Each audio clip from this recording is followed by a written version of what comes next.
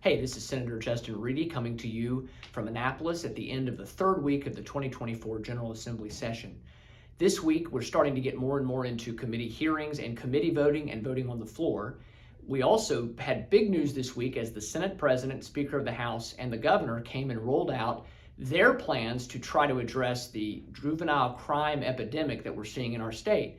And the package that they came out with was a large bill that encompassed a lot of different things.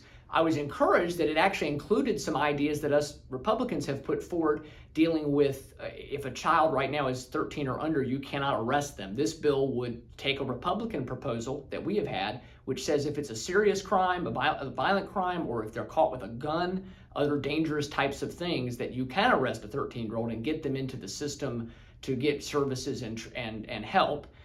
Which we think is really important, and that's part of this package that the Democrats have put out. They also are addressing having longer probation periods for juveniles who commit crimes so that there's more time for them to get the appropriate services and get their families engaged as well. Those are all things that I agree with and our Republican caucus agrees with.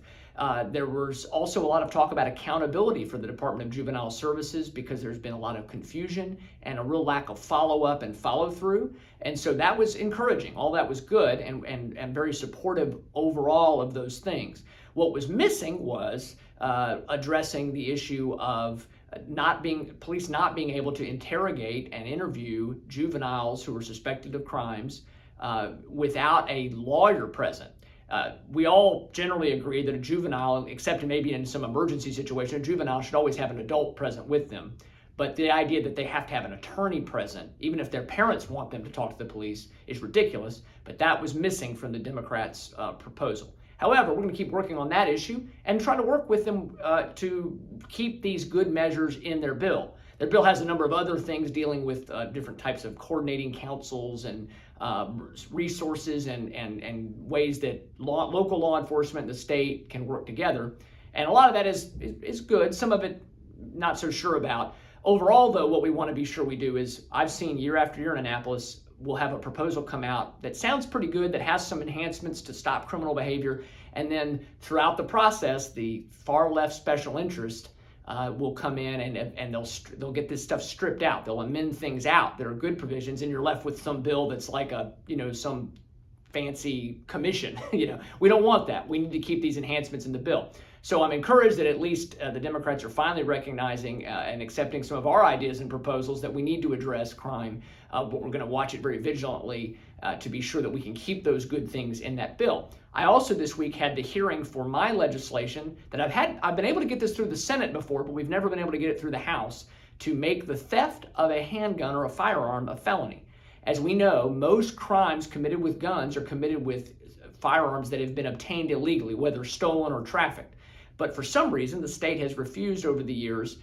Again, we have gotten it through the Senate a couple of times, so I do want to give credit bipartisan to my colleagues. We have gotten it through the Senate a couple of times. We haven't been able to get it all the way through the General Assembly to say, hey, if you steal a handgun, right now the state law treats it like you stole some other property that might be worth a few $100s, as opposed to stealing something that could be very deadly. And so we had the hearing on that on Thursday. Hopefully we're going to get action on that to get that moved, and we can get it hopefully through the entire General Assembly. It's a big part of our Republican push to crack down on crime and be sure we have accountability for criminal behavior. Finally, I want to leave you with an encouraging note that I had. We had hearings in the Senate Finance Committee this week on a number of different issues dealing with labor and business regulation, which is a big part of what our committee gets. We had a hearing on Thursday, a bill that's been introduced to say that tipped workers should get the minimum wage, the full $15 minimum wage. Right now, tipped workers get less than that as far as their base pay, but they have to make at least the minimum wage when they factor in their tips. Well, most tip workers, almost all tip workers, will get well more than the minimum wage when you factor in the tips that they get. And people can make a pretty good living working in restaurants and other types of service industries where tips are involved, restaurants, bars, and other things. And so at the hearing, we had this sort of radical left labor group that brought a whole bunch of people, many of whom don't even work in restaurants, to testify that they wanted to be paid $15 an hour, which would really hurt our small businesses and our restaurants because they'd have to come up with all that money up front out of their pocket, which would mean many restaurants would have to either close or lay off a bunch of workers.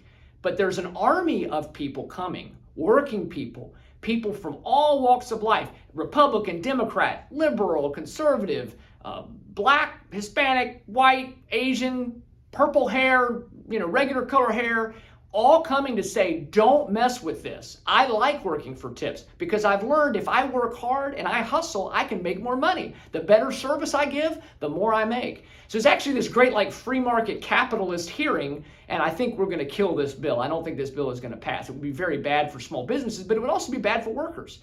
So it's a great example of actually how, capitalism and free markets work pretty much every time they're tried. So that was actually a positive, encouraging thing at the end of a long week of hearing a lot of bills that I don't necessarily agree with. So I'll leave you there with that. It's really been an intense and busy week, but I look forward to continuing to work on your behalf. I'm thankful for the opportunity to serve and represent you. Please feel free to contact me anytime you have a question or concern, and I look forward to updating you again next week. God bless.